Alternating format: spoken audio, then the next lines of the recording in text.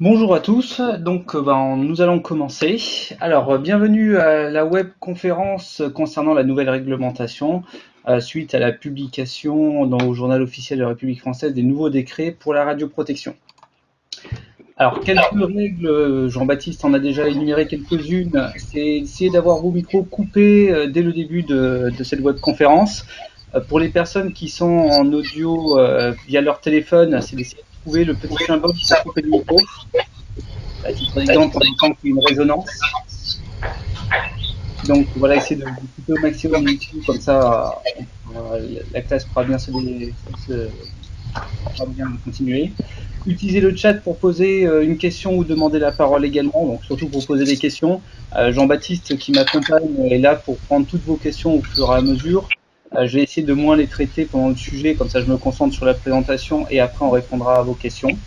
Donc n'hésitez pas à utiliser le chat et Jean-Baptiste me donnera vos questions au fur et à mesure.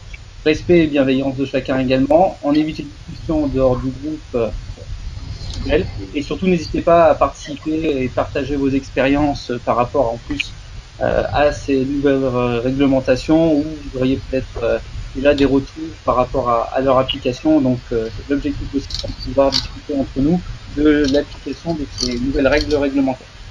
Je me permets juste, Pierre, si tu peux couper le micro des gens, parce qu'on a un retour de son là. Hop, j'ai coupé ce que j'ai pu. C'est beaucoup mieux, merci. Donc juste une petite présentation de CDI Santé pour ceux qui ne connaissent pas. Donc on est un bureau de conseil et d'études, d'accompagnement et formation dans le domaine de la santé et principalement de la radioprotection et de la physique médicale pour tout le côté patient. On est organisme de formation aussi référencé sur Datadoc avec une de nos formations principales qui est la formation de personnes compétentes en radioprotection et des formations dédiées au secteur de l'imagerie médicale avec des petites nouveautés sur la notion de prévention des risques. Un applicatif métier également XView pour la conformité de vos établissements de santé en radioprotection physique médicale. On est organisme agréé par l'autorité de sûreté nucléaire également pour la réalisation des contrôles de radioprotection, même s'il va y avoir une évolution, on va en parler juste après, mais également la réalisation de contrôles qualité interne en imagerie médicale, pour les arceaux de bloc par exemple. Bureau d'études également pour tout ce qui est maîtrise d'œuvre en ingénierie médicale, construction, rénovation et conformité aussi de vos locaux par rapport aux décisions SN. Et la sécurité aussi RM, donc par rapport à la prévention des risques liés au champ électromagnétique. Donc je me présente pour ceux qui ne me connaissent pas, donc Pierre Fromenteras, je suis responsable de la veille réglementaire au sein de C2I Santé. Donc c'est moi qui me suis torturé à lire tous les textes que je vais vous présenter aujourd'hui. Je suis également formateur de personnes compétentes en radioprotection. Je sais que j'en ai eu quelques-uns parmi vous, je peux en reconnaître quelques-uns. Donc bonjour pour ceux que je connais. Et donc voilà, ça sera moi qui vais vous présenter un petit peu l'analyse que j'ai réalisée de ces décrets. Alors un petit préambule par rapport à la présentation de ces décrets, excusez-moi. L'analyse qui a été envoyée pour ceux qui ont suivi la formation PCR et qui ont reçu notre note de veille réglementaire, elle est évolutive et synthétique, hein, et elle pourrait être modifiée en fonction des retours des autorités compétentes ou experts dans le domaine, parce que je suis en communication avec certains réseaux comme les réseaux PCR, RP Circus, etc. Donc voilà, j'essaye de me renseigner par rapport aux traductions de chacun pour savoir exactement où on va se situer avec l'analyse de ces nouveaux décrets. Et un deuxième élément important aussi, ça ne concerne que le domaine médical. Voilà, on se concentre exclusivement sur ce qui va concerner le domaine médical. Donc, ce que nous allons voir, c'est tout ce qui est réglementation, champ d'application. Donc, que dit la réglementation, les impacts qu'on va avoir. Les changements pour vous, je me suis resté concentré sur ce qui me paraissait le plus pertinent. Je vais pas vous mentir, en 45 minutes, parce que là on a augmenté un petit peu le temps, j'aurai pas le temps de tout dire. Je vous mets déjà dans le contexte, hein, il y a tellement d'éléments que je vais rester concentré sur les changements majeurs et répondre à vos questions. On va essayer de garder le plus de temps pour cette partie-là. Et enfin, comme je vous disais, un échange libre avec l'animateur. Au niveau de la réglementation et champ d'application. Donc, bon, la réglementation parle deux évolutions, donc modification du code du travail Le code du travail va avoir un impact vis-à-vis donc de la manière dont on va réaliser la radioprotection au sein de nos établissements. L'objectif de l'évolution de ces décrets, c'est de mieux intégrer le risque radiologique dans la démarche générale de prévention des risques professionnels. En gros, pour faire simple, chaque risque professionnel a ses références dans le code du travail et l'objectif c'était un peu d'homogénéiser ce qui était fait avec les autres risques professionnels et la partie rayonnement ionisant. Donc ils ont essayé d'homogénéiser ça en intégrant le niveau de risque également. C'est-à-dire qu'on va pas. L'objectif c'est de pas demander la même chose à un chirurgien dentiste qu'à une centrale nucléaire, pour faire simple. Donc ils ont essayé de prendre en compte ces parties-là dans la publication de ce décret. Et également l'évolution au niveau du Code de la santé publique, donc qui fixe les normes relatives à la protection sanitaire contre les dangers résultant de l'exposition au rayonnement ionisant, que ça concerne la population, le public et le patient également.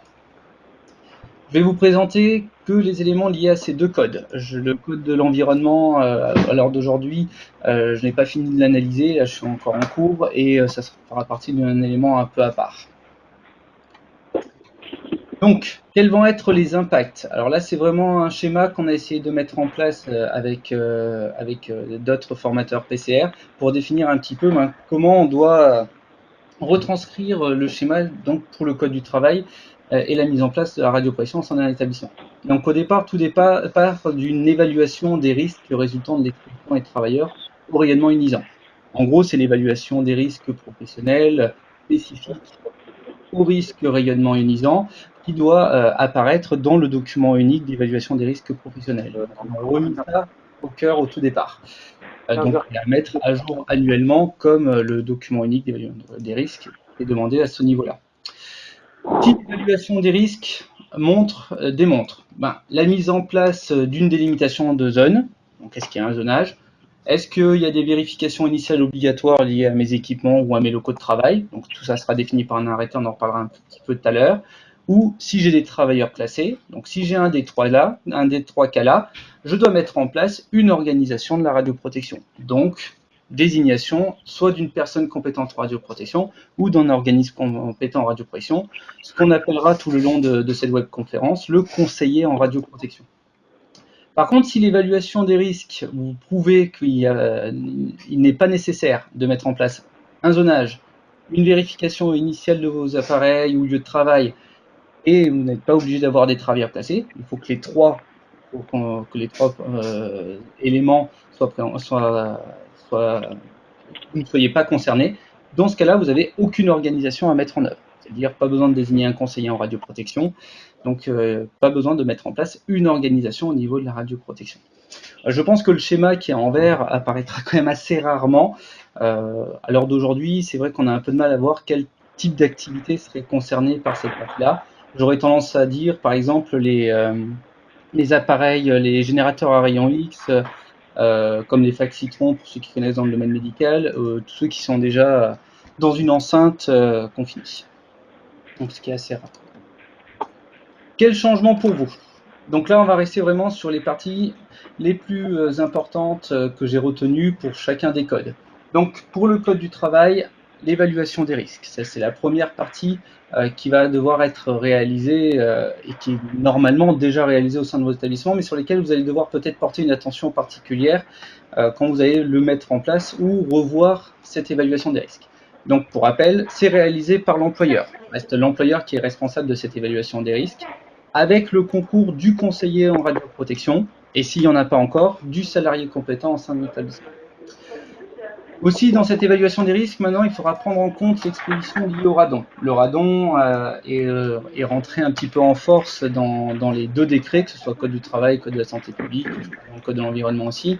Et donc, il va falloir vraiment prendre en compte cette exposition liée au radon et de vous assurer si oui ou non vous dépassez les niveaux de référence inscrits dans le Code du travail. Ces valeurs de niveau de référence, pour vous donner une idée, sont de 300 becquerels par mètre cube en moyenne. Et il faudra consigner les résultats de l'évaluation des risques dans le document unique d'évaluation des risques et celui-ci est mis à jour au moins une fois par an. C'est pour ça que je vous disais tout à l'heure que cette évaluation des risques est à renouveler au moins une fois par an, ou au moins vous assurer qu'il est toujours à jour et qu'il n'y a pas eu d'évolution d'actifs. Ensuite, Sur les changements, ça concerne tout ce qui est délimitation des zones, signalisation et accès. Donc il y a eu une évolution des valeurs limites de zones. Donc on est passé pour les zones surveillées bleues, zones contrôlées vertes et jaunes à des valeurs en mensuel. Ça c'est un petit peu la nouveauté. Les questions que vous pourriez avoir par rapport à ça, c'est se dire, ben voilà, vu que ça a changé, est-ce que je dois le modifier de suite? Effectivement, le prochain changement au niveau du zonage ou du calcul de zone que vous avez à faire, moi je vous conseille de prendre en compte directement les nouvelles valeurs limites réglementées. Pierre, je me permets juste Oui. un petit rappel. Si vous pouvez couper les micros de vos téléphones, je pense notamment à monsieur. Moi Jean-Baptiste, je t'ai coupé en même temps. Ah, je disais juste, si vous pouvez couper les micros des téléphones, notamment monsieur Doyen, on vous entend en fond. Je vois le micro de monsieur Bost aussi qui s'active un petit peu de temps en temps. Et ça sera nickel. Merci. Ah bah c'est beaucoup mieux là. Merci. Donc, comme je vous disais, nouvelle valeur de limite pour les zones réglementées. Même au niveau des terminologies, il y a eu deux petits changements. On parle plus de zones surveillées, on parle de zones surveillées bleues. C'était important de mettre la distinction de la couleur. Et également, plus de zones interdites. Ils appellent ça maintenant une zone contrôlée rouge. On va devoir appeler ça une zone contrôlée rouge.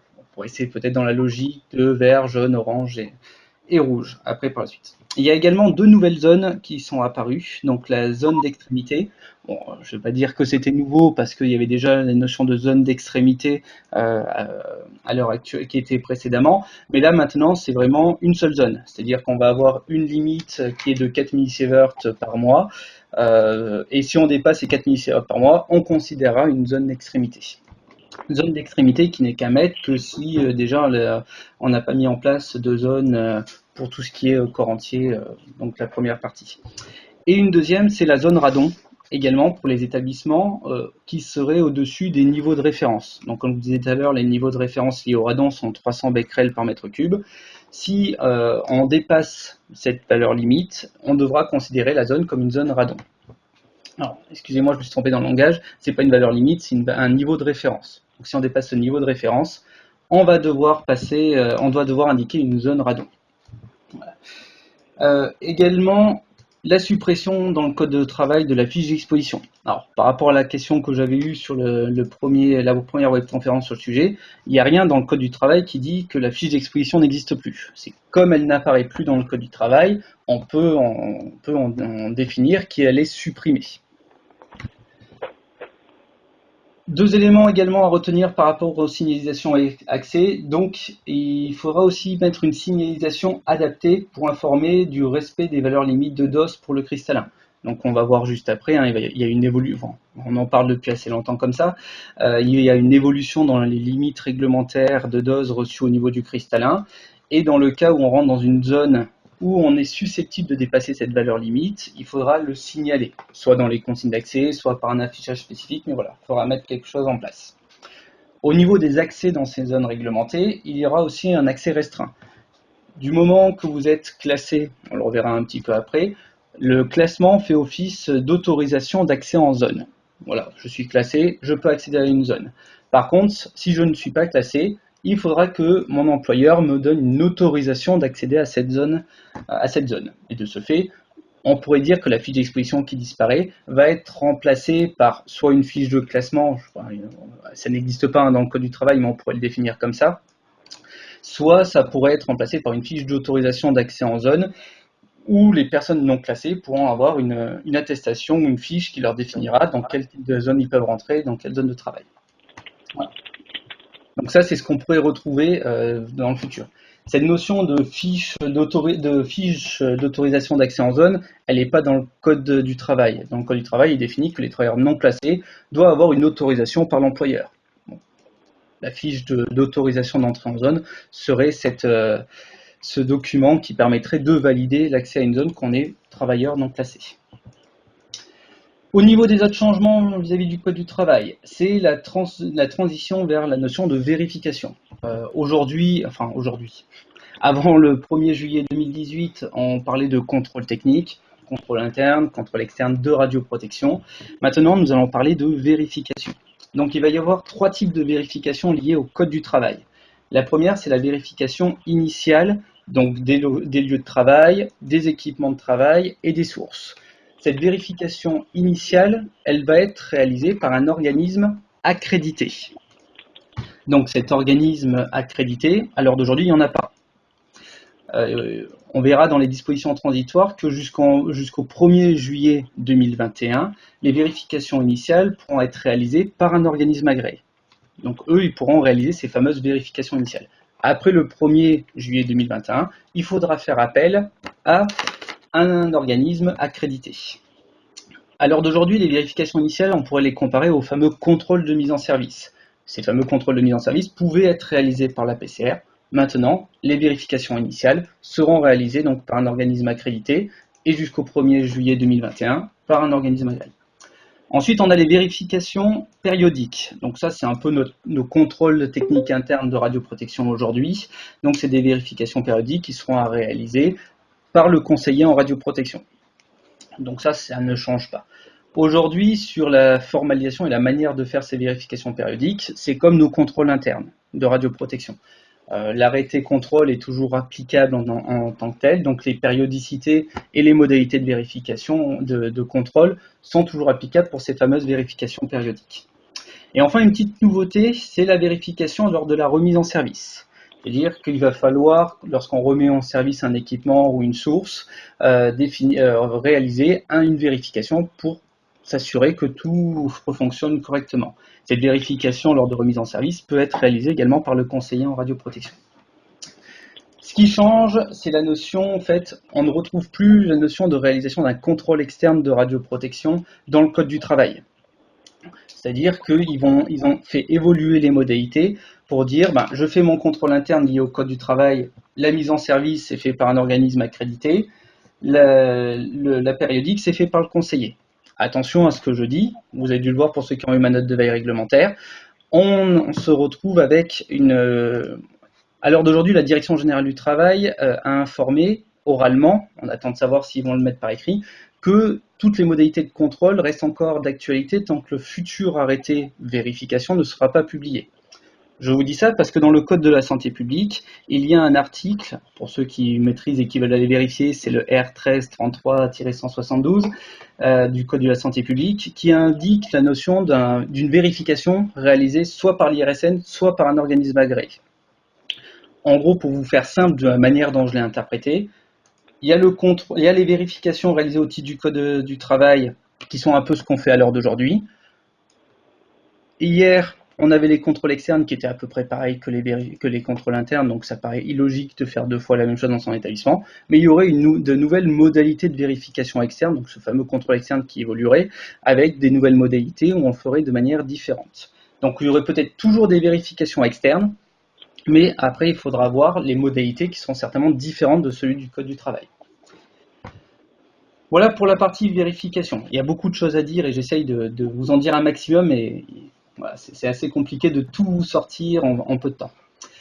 Concernant les conditions d'emploi des travailleurs et la dose au cristallin. Donc, comme je vous disais, après l'évaluation des risques, il va falloir réaliser une évaluation individuelle de l'exposition. Ça, c'est le nouveau terme pour parler d'études de poste, si on voulait simplifier et utiliser les anciennes terminologies. En gros, on va évaluer de manière individuelle la dose reçue par chaque travailleur.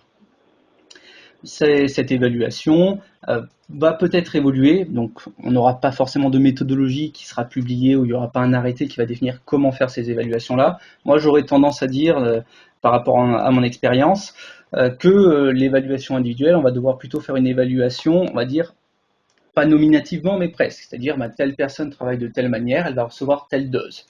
Qu'est-ce qui me fait dire ça? C'est que dans le Code du travail, il est indiqué également que chaque travailleur peut avoir accès à son évaluation individuelle. C'est-à-dire qu'il faudra peut-être personnaliser en fonction de chaque activité.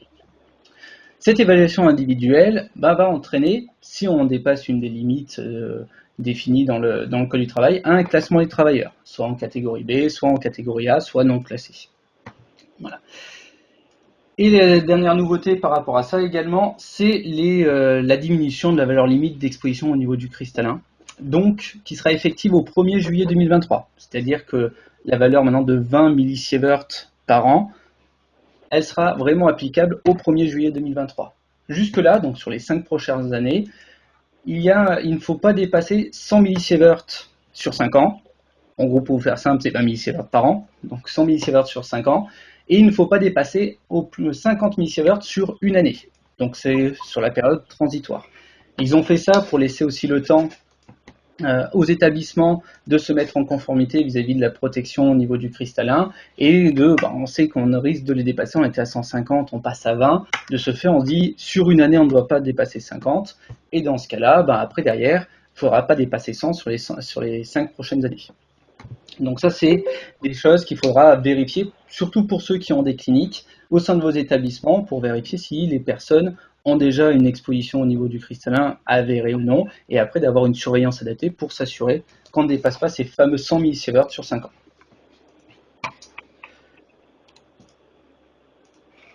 Pour la suite, la surveillance dosimétrique et résultats. Donc, petite nouveauté également, je me suis battu pendant des années en tant que formateur PCR pour changer cet état d'esprit, et avec le décret ils sont revenus en arrière. Donc maintenant la surveillance dosimétrique individuelle est mise en œuvre pour un travailleur classé. Pour faire simple, je suis classé, j'ai un classement A ou B, j'ai une surveillance dosimétrique adaptée à mon exposition, c'est-à-dire dosimètre poitrine, corps entier ou autre. Maintenant, donc on ne va pas mettre un dosimètre passif parce que j'accède à une zone. Je suis classé, j'ai un dosimètre passif, pour vous faire simple. Donc il va falloir changer un petit peu la manière de concevoir le port de la dosimétrie passive. Donc, comme j'ai marqué, l'accès en zone n'impose pas l'obligation d'une port d'une dosimétrie passive. Par contre, la dosimétrie active, il n'y a pas de changement. J'accède à une zone contrôlée, je dois porter un dosimètre actif. Ce qui évolue pour la dosimétrie active, c'est qu'il n'y a plus d'obligation de transmettre toutes les semaines les résultats dosimétriques à ciserie, sauf pour les installations nucléaires de base. Eux, ils ont toujours l'obligation. Pour le domaine médical, il n'y a plus d'obligation de transmettre à ciserie. Et ce, applicable au 1er juillet 2018, qui s'applique aujourd'hui. Et nouveauté également, le médecin du travail peut communiquer les résultats de dosimétrie interne au conseiller en radioprotection, si c'est justifié dans le cadre de l'exposition professionnelle et exclusivement dans le cadre de la prévention, et bien sûr aussi si l'employeur donne les moyens de respecter les exigences liées au secret professionnel et au secret médical. Ça, c'est vraiment une partie assez importante là-dessus. Au niveau de l'organisation de la radioprotection, comme je vous ai dit, maintenant, on ne parlera pas forcément que de PCR et d'ECR, on parlera d'un conseiller en radioprotection. Donc c'est le terme qui est employé au sein du Code du travail. Donc ce fameux conseiller en radioprotection peut être soit une personne compétente en radioprotection salariée de l'établissement, soit un organisme compétent en radioprotection certifié. À l'heure d'aujourd'hui, l'arrêté concernant les organismes compétents en radioprotection n'est pas publié. De ce fait, personne ne peut être aujourd'hui organisme compétent en radioprotection. Il est défini dans les dispositions transitoires, on les reverra un tout petit peu après, que la notion de PCR interne et PCR externe reste applicable jusqu'au 1er juillet 2021, dans les cadres qui étaient liés à l'ancien décret et aux anciennes réglementations. Après 1er juillet 2021, soit on aura une PCR, soit un organisme compétent en radioprotection qui sera certifié par un organisme certificateur, un peu comme pour la formation PCR. Donc, ce conseiller en radioprotection sera sous la responsabilité de l'employeur. Il donnera des conseils qui sera consigné par écrit et conservé pendant 10 ans. On vous l'a toujours dit en formation PCR, et pour ceux qui ne connaissent pas, on le répète assez souvent, on vous préconise toujours de consigner tout ce que vous faites comme conseil, comme recommandation à votre employeur vis-à-vis de la radioprotection de vos établissements. Là maintenant, c'est défini dans le Code du travail, donc c'est obligatoire de consigner tout ce que vous dites et tout ce que vous donnez comme conseil au chef d'établissement, et en plus ça doit être conservé au moins 10 ans. Vous apporterez aussi en tant que conseiller en radioprotection votre concours sur des missions comme l'évaluation des risques par exemple, et vous exécuterez, superviserez les mesurages, les vérifications que l'on a vues tout à l'heure. Voilà, entre autres. Pour faire en conclusion, les missions quand même du conseiller en radioprotection sont quand même un peu plus complets que ce qu'on pouvait retrouver dans l'ancien décret. C'est vraiment bien défini sur les rôles de conseil, d'exécution, de supervision et de concours par rapport à nos missions de PCR. Donc c'est vraiment mieux décrit. Une question, je vais y répondre de suite parce qu'elle risque d'arriver. Est-ce que je dois modifier ma désignation de PCR pour prendre en compte ces nouveaux éléments? Je vais vous dire oui. Ça, c'est une question qu'on a vue avant. Il y a peut-être à revoir sa lettre de désignation par rapport aux nouveaux éléments du décret pour peut-être les appliquer et les mettre en place. Un exemple, je vais vous prendre qu'un exemple. Jusqu'à aujourd'hui, on disait à la PCR que vous deviez concourir à la donner des conseils concernant vos installations radiogènes, vous apporter votre expérience et votre connaissance vis-à-vis de l'installation d'un nouveau local avec un nouvel équipement à l'intérieur. Maintenant, c'est défini dans le code du travail. Dans le code du travail, vous avez ce rôle de conseil-là. Voilà, c'est des choses qui peuvent être rajoutées par la suite. Voilà pour le code du travail. Donc il y en a encore beaucoup à dire, hein, malheureusement. Concernant le code de la santé publique, ça va être un peu plus simple. Il y a déjà au niveau des régimes administratifs, ça on parlait depuis un petit moment également, il va y avoir 3 régimes administratifs maintenant. Donc le régime déclaratif, bon, ça ne change pas, c'est ce que l'on a à l'heure d'aujourd'hui. Un régime avec des notifications d'enregistrement, appelé par l'autorité de sûreté nucléaire une autorisation dite simplifiée. Et enfin le régime d'autorisation. À l'heure d'aujourd'hui, il va y avoir des arrêtés qui vont être publiés, donc des décisions ASN qui définiront qui est soumis à déclaration, à enregistrement ou à autorisation. À l'heure d'aujourd'hui, rien n'est publié. Il y a eu une décision de l'ASN qui a été mise en consultation du public pour la partie déclaration. L'enregistrement, on ne l'a pas vu passer. Donc à l'heure d'aujourd'hui, c'est que des hypothèses où on mettrait dans l'enregistrement, peut-être, hein, c'est vraiment une supposition, les scanners, et peut-être tout ce qui est activité interventionnelle, bloc opératoire, ou peut-être que en géographie. Ça, on ne sait pas encore, ça sera la découverte quand on sera à ce moment-là.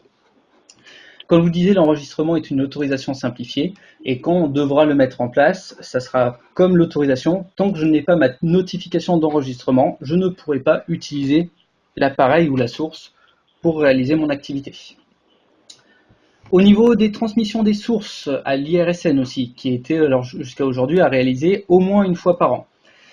Donc ce qui est obligatoire, c'est que vous devez avoir un inventaire tenu à jour de vos sources, qui permet de justifier l'origine et la localisation de vos sources, que ce soit source scellée ou également générateur rayon X. Il y aura une transmission annuelle pour les activités soumises à autorisation. Donc à l'heure d'aujourd'hui, on pourrait encore considérer les scanners. Et une transmission tous les 3 ans pour les autres régimes. Donc ça, ce qui va un petit peu simplifier. Il faudra juste penser à le refaire tous les 3 ans maintenant. Concernant l'optimisation et l'assurance de la qualité, donc le Code de la santé publique prend bien en compte tous ces éléments-là. Donc les professionnels de santé bénéficient d'une formation adaptée à leur activité. C'est la fameuse formation patient dont on parle tant. À savoir que pour répondre aux questions, la formation patient, il y a bien la décision qui est à l'heure d'aujourd'hui homologuée, donc entre guillemets applicable, mais il n'y a aucun guide pédagogique qui n'a été publié. De ce fait, on ne peut pas l'appliquer, pour faire simple. Donc la notion de processus d'optimisation fait appel à l'expertise du physicien médical, ça ne change pas, mais c'est quand même important de le rappeler, et l'établissement met en place un système de qualité garantissant la qualité et la sécurité des actes médicaux utilisant les rayonnements ionisants. Pour ça, moi je vous propose de revenir donc sur une webconférence que j'ai réalisée sur l'assurance de la qualité pour avoir plus d'informations sur ce sujet-là. Il va y avoir une décision qui va paraître sur la notion d'assurance qualité. Vérification, donc, comme je vous disais tout à l'heure, une vérification par l'IRSN ou un organisme agréé, c'est la fameuse notion de vérification externe.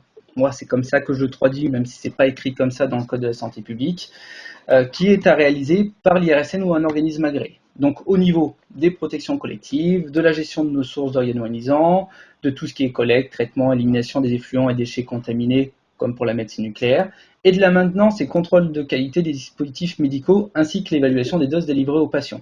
Donc cette vérification externe serait vraiment liée au Code de la santé publique et les modalités de vérification seraient complètement différentes de ce que l'on fait au niveau du Code du travail.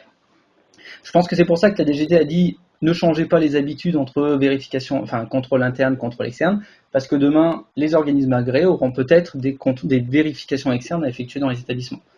Quelle périodicité, quelle modalité? Alors d'aujourd'hui, je ne peux pas vous répondre parce qu'il n'y a pas d'arrêté spécifique sur le sujet. Donc on reste sur les modalités actuelles, pour faire simple. Gestion du radon, je vous en parle un petit peu depuis le début. On rappelle les niveaux de référence de l'activité volumique du radon, c'est 300 becquerels par mètre cube. C'est le même niveau de référence que pour le travailleur. C'est-à-dire que si on dépasse ce niveau de référence, on doit mettre en place une zone radon. Et il a été défini, donc il y a un arrêté qui a été publié le 30 juin sur le sujet, sur dans quelle zone on se situe vis-à-vis du territoire national. C'est-à-dire que chaque commune est définie soit en zone 1, donc zone potentiellement radon faible, soit une zone 2 zone à potentiel radon faible, mais avec des particularités qui permettent le transfert du radon vers les bâtiments et donc une surveillance à réaliser. Et en zone 3, une zone à potentiel radon significatif et de ce fait une surveillance plus accrue de la part des conseillers en radioprotection, avec une mise en œuvre d'actions correctives pour diminuer l'activité volumique sous le niveau de référence. Le conseil qu'on peut préconiser, surtout pour déjà, c'est de s'assurer dans quelle zone on se situe au sein de son établissement. Et après, c'est de définir un petit peu, est-ce que mon établissement est au-dessus ou en dessous du niveau de référence. Si on est en zone 1, on a de grandes chances d'être en dessous. Mais comme on m'a déjà posé la question et je peux vous répondre, faire une mesure, s'assurer, faire un contrôle complet de son établissement, donc ses sous-sols et rez-de-chaussée, pour s'assurer une fois pour toutes qu'on est en dessous des 300 becquerels par mètre cube. Vous le faites une fois, vous avez la valeur dans les rapports qui montrent que vous êtes bien en dessous de ce niveau de référence, et de ce fait, vous le mettez dans l'évaluation des risques et vous n'avez pas besoin de mettre en place d'actions supplémentaires. Et ça vous permet de savoir est-ce que je suis en dessous ou au-dessus de ce niveau de référence. Pour d'autres pour déjà 31 des établissements, il y avait déjà cette notion de 31 départements, il y avait déjà cette obligation de réaliser ces fameux contrôles liés au radon. Donc ça ne change pas. Si vous êtes au-dessus des 300 becquerels par mètre cube, il faudra mettre en place des actions correctives pour diminuer l'activité volumique. Et enfin, le conseiller en radioprotection, je vois des questions passer un peu rapidement. Oui, donc il y a aussi des missions spécifiques pour le conseiller en radioprotection dans le Code de la santé publique. À l'inverse du Code du travail où il est désigné par l'employeur, là il peut être désigné par le responsable d'activité nucléaire. Et pour répondre à la question que j'ai eue, oui, ça peut être le même. Il peut y en avoir deux. Ça peut être un conseiller pour le Code de la santé publique, un conseiller pour le Code du travail. Ça, c'est pas interdit non plus. Il peut y en avoir plusieurs. Il faudra juste définir les responsabilités de chacun. Il est même indiqué dans le Code du travail que le conseiller en radioprotection peut être désigné par le responsable d'activité nucléaire de l'établissement. Et pour répondre rapidement, parce que je le vois passer, ce n'est pas forcément le radiologue. Je prends par exemple dans un centre hospitalier qui n'a pas de scanner et qui n'a qu'un service de radiologie, ça peut être l'employeur, donc le chef d'établissement du CH, qui est le responsable de l'activité nucléaire. Donc les rôles, conseil et mise en œuvre des mesures de radioprotection définies dans le Code de la santé publique, avec des moyens aussi spécifiques à sa disposition pour l'exercice de ses missions. Donc, tout ça, même si ça a été assez rapide et qu'il y aurait eu beaucoup de choses à parler. Quand devront-ils être appliqués? Donc déjà, tout le Code du travail et le Code de la santé publique est applicable au 1er juillet 2018, mais avec des dispositions quand même transitoires. Déjà, la valeur limite du cristallin, on en a déjà parlé. Au 1er juillet 2023, la limite réglementaire, la valeur limite d'exposition sera de 20 millisieverts par an. Mais pendant les 5 prochaines années, il ne faudra pas dépasser 100 millisieverts et pas plus de 50 millisieverts sur une année. Concernant les arrêtés qui sont encore en vigueur à l'heure d'aujourd'hui, parce que c'est pas parce qu'on change tous les articles du Code du travail que les arrêtés et les décisions SN ne sont plus applicables. Donc les dispositions, donc ce qui a le contenu des arrêtés et décisions SN, restent en vigueur s'ils ne sont pas contraires aux nouvelles dispositions du Code du travail. Je prends l'exemple des zones, c'est-à-dire que dans l'arrêté zonage de 2006, il y avait des valeurs limites pour les zones, donc les fameux 7,5 microsieverts en 1 heure, etc.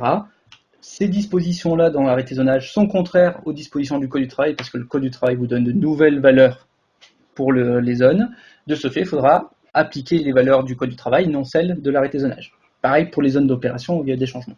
Ça, c'est en exemple. Au niveau de la désignation du conseiller en radioprotection, comme je vous disais, jusqu'au 1er juillet 2021, donc soit 3 ans après, les missions du conseiller en radioprotection peuvent être confiées soit à une PCR interne, soit externe, selon les modalités de l'ancien décret. C'est-à-dire qu'on ne change pas la manière de travailler pendant les 3 ans, jusqu'à que les premiers organismes compétents en radioprotection soient certifiés. Faites attention parce que j'ai vu quelque chose passer sur le sujet, je tiens juste à vous le dire. Un organisme agréé n'est pas d'office organisme compétent en radioprotection. Je commence à le voir passer, je tiens à préciser que ce n'est pas vrai. On reste sur l'ancienne modalité des décrets et on suit l'arrêté concernant les conditions d'exercice d'une PCR externe. Un organisme agréé n'est pas d'office organisme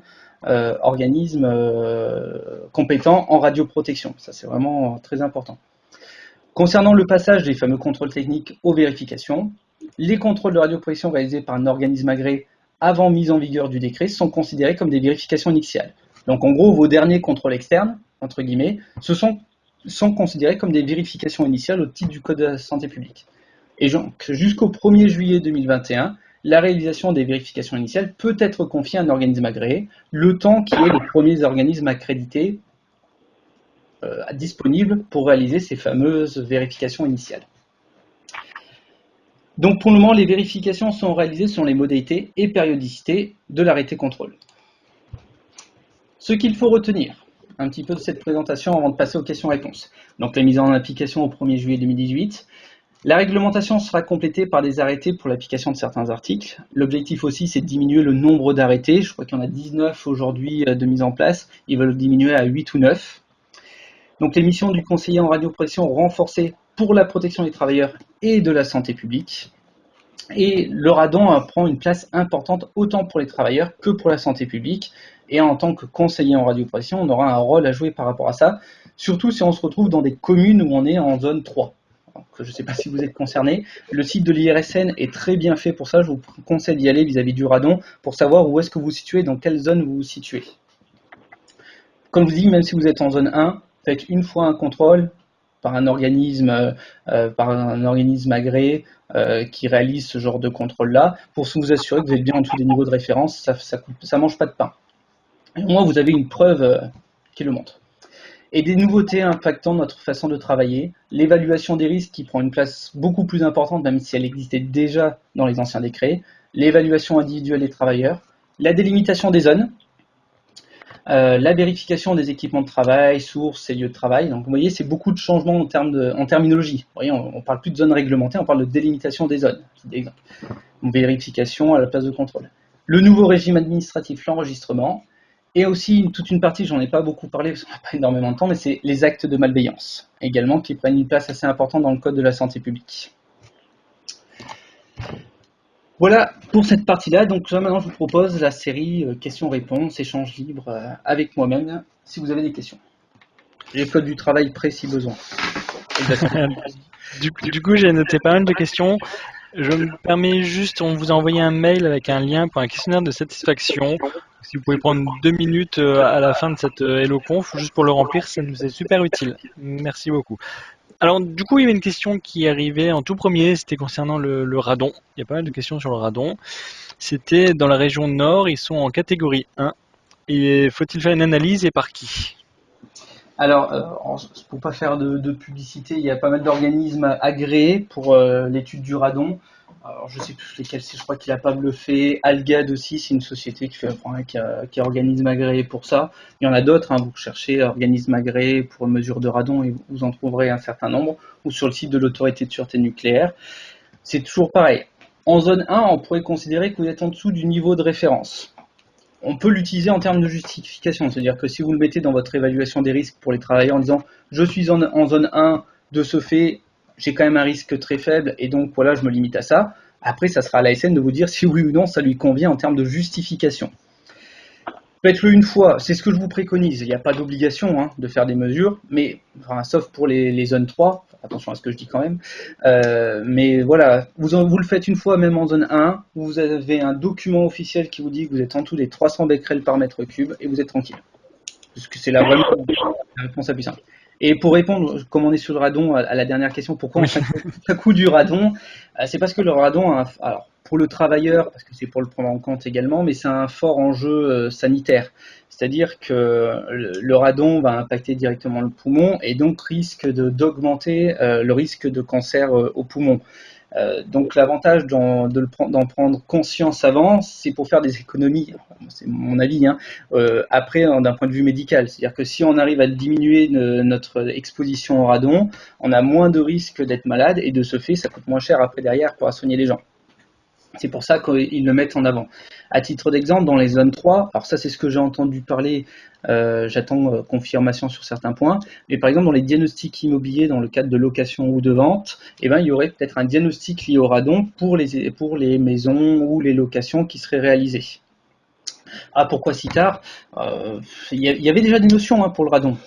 ça existait déjà, hein. Il y avait déjà des obligations de contrôle. Il y avait 31 départements à risque. Il y avait déjà voilà, cette obligation-là de contrôle régulier dans ces départements à risque. Là, ils ont voulu renforcer avec aussi un rôle plus important du conseiller. Pour ceux qui ont suivi des formations PCR, il y a en initial ou en renouvellement, le radon, on n'en parle pas, quoi. Enfin, clairement, on en parle très très peu. Là, c'est vraiment pour renforcer aussi les connaissances du conseiller en radioprotection et s'assurer qu'il n'y a aucun risque à la fois pour les travailleurs, mais également pour le public vis-à-vis de ce risque-là. D'accord. Alors, il y a pas mal de questions, études de poste, classement et contrôle. On va faire études de poste et zonage. Est-ce qu'au bloc opératoire, on doit faire apparaître les zones corps entier et les zones extrémités? Alors, si je me souviens bien, on essaie 2 secondes. Ça c'est hop. Au niveau du zonage, alors il y a la notion de zone d'extrémité qui est à définir du moment qu'on dépasse les 4 millisieverts par mois. Alors, la zone surveillée. L'employeur délimite une zone d'extrémité lorsque les zones surveillées et contrôlées ne permettent pas de maîtriser l'exposition des extrémités. Donc ça, je vous relis le code du travail, hein. C'est-à-dire que si dans les zones surveillées et contrôlées, on ne permet pas de maîtriser l'exposition des extrémités et donc de garantir le respect des valeurs limites d'exposition, donc on est susceptible de dépasser par exemple les 500 millisieverts par an, dans ce cas-là, il faudra mettre en place une zone extrémité. Moi, comme j'ai compris, la zone extrémité, c'est comme la zone d'opération où on était à 25, voilà, ils ont changé les valeurs, mais anciennement à 2,5 microsieverts en 1 heure. Là, c'est si je dépasse 4 millisieverts par mois, je suis en zone d'extrémité. Je suis derrière, je ne suis plus en zone d'extrémité. Donc, si on arrive à prouver qu'on dépasse les 500 millisieverts au niveau des mains, il faudra mettre en place cette zone d'extrémité. D'accord. Du coup, il y a une question concernant alors, je sais plus à quel moment elle était intervenu, concernant les classements des personnes. Oui. Est-ce que du coup, on évitera les classements des personnels entrants que rarement en zone? Je pense qu'on va plutôt arriver sur l'effet inverse, c'est-à-dire que toute personne qui accède à une zone sera classée d'office. Alors je sais qu'il y a beaucoup de PCR qui le faisaient déjà. Moi, avec des PCR avec qui j'ai travaillé également, qui me dit bon, même si on est en dessous des 1 millisievert sur une année en estimation et que les résultats dosimétriques montrent qu'on est en dessous, ils souhaitaient classer ces travailleurs par principe de précaution, non, mais voilà, pour s'assurer vraiment que l'exposition est bien maintenue. Donc, c'est, on ne va pas changer forcément les habitudes. Si on montre qu'il y a vraiment une exposition avérée, on va classer les travailleurs comme ça par certitude et ils pourront accéder librement aux zones. J'aurais tendance à faire l'exemple des manipulateurs qui travaillent exclusivement sur un scanner. Ils sont donc pas d'interventionnel, pas d'un maintien de patient.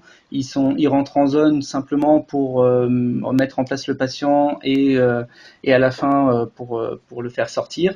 Effectivement, on pourrait ne pas les classer. Moi, j'arrive à des manips qui sont largement en dessous des 1 millisieverts et en résultats dosimétriques qui sont même à 0. Après, s'ils ne sont pas classés, ben, on fait cette fiche d'autorisation d'accès en zone pour les cas avec la justification que je viens de dire. Voilà, parce qu'ils ne sont pas exposés au rayonnement directement, qu'on montre qu'on est bien en dessous. Après, l'autre question, c'est par exemple pour les brancardiers, ce qui est défini dans le code du travail, c'est que si les personnes ne sont pas classées, il n'y a pas d'obligation d'avoir un dosimètre passif. C'est vraiment inscrit dans le code du travail, ça.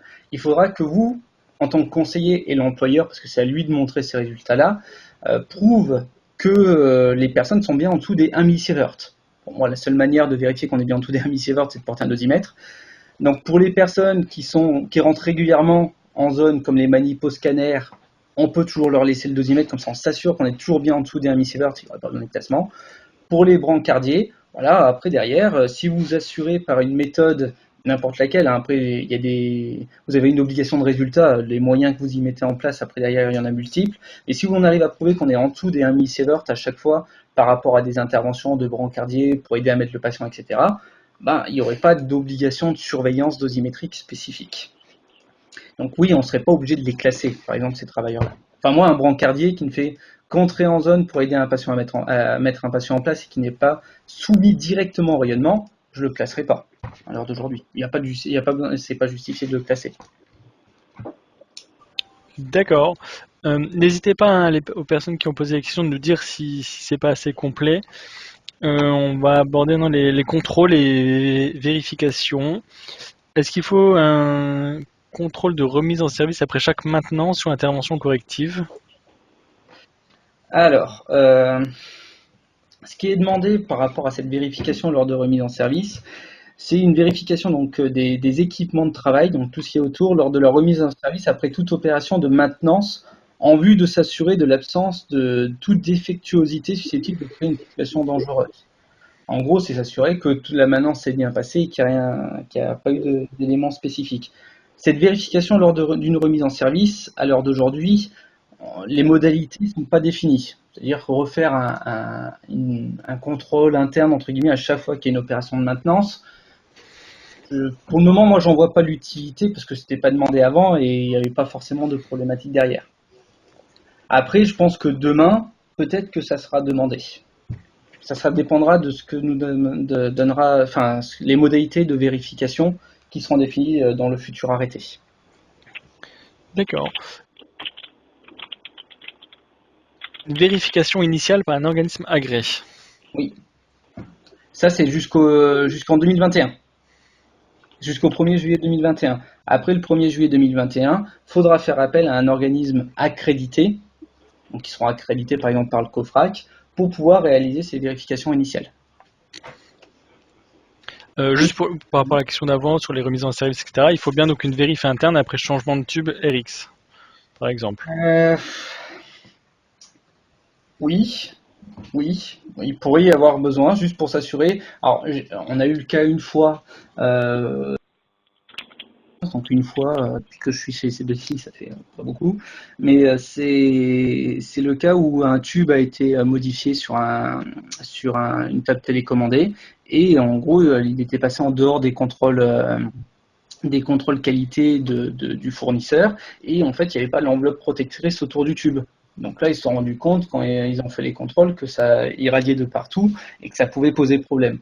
Donc là après ils parlent d'équipement de travail. Donc c'est vrai c'est un équipement de travail, il faudrait peut-être le faire. Je vous dis à l'heure d'aujourd'hui cette notion de vérification c'est un peu en transition le temps qu'on ait vraiment les modalités de vérification définies par un arrêté. Alors, du coup, concernant le contrôle externe, est-ce qu'il n'est plus obligatoire à la mise en service d'un arceau mobile? De quoi? J'ai pas compris. Le contrôle externe, pardon. Alors, pour les contrôles externes, alors j'ai eu une personne d'un réseau qui a participé à une réunion avec la Direction générale du travail. La consigne orale, possiblement écrite dans fin août, parce que fin août, la DGT va publier une circulaire pour répondre à chaque point de l'article du Code du travail.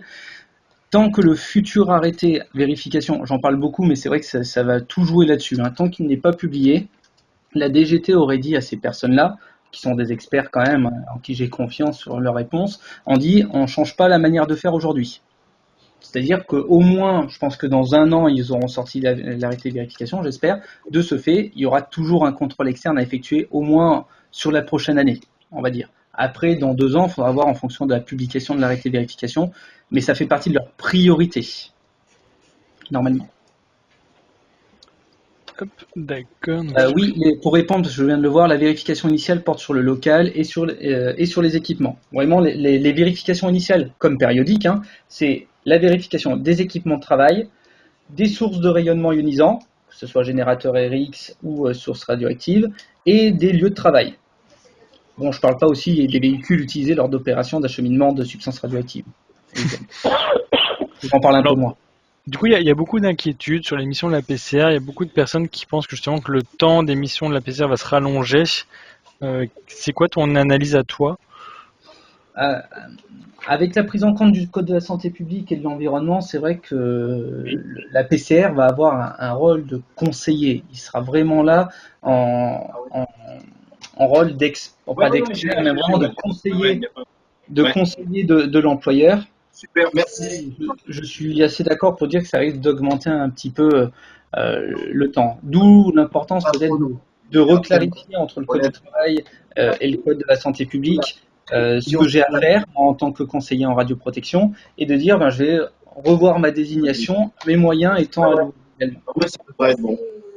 Voilà. Monsieur Donc, Aventin, vous voulez dire quelque chose? On vous entend? Non? Ah. Non, d'accord, je croyais qu'il voulait intervenir. oui, oui, il va y avoir des évolutions. Après, à l'heure d'aujourd'hui, effectivement, il y a toujours cette notion où il y aura la PCR, il y aura peut-être les organismes compétents en radioprotection. Dans le code du travail, on parle soit l'un soit l'autre.